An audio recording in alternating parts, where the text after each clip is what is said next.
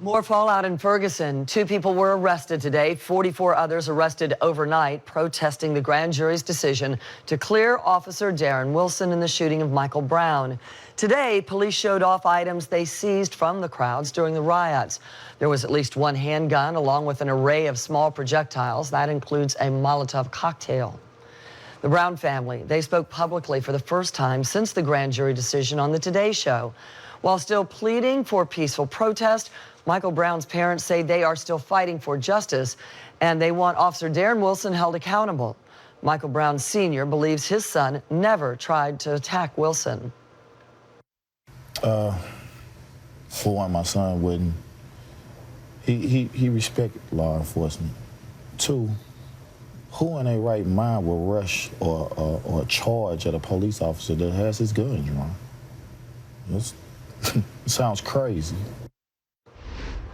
A day after a grand jury found no probable cause to even charge him with a crime, Officer Darren Wilson broke his silence about the shooting.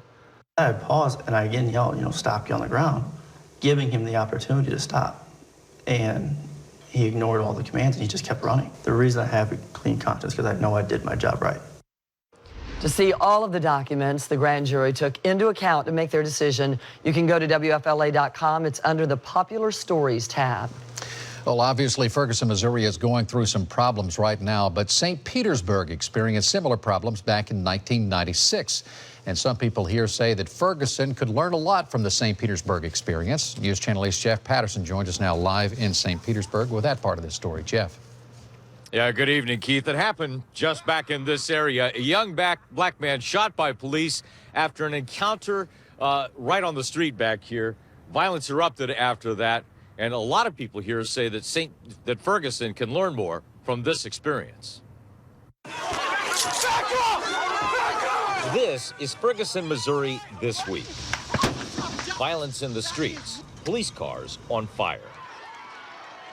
This is St. Petersburg in 1996.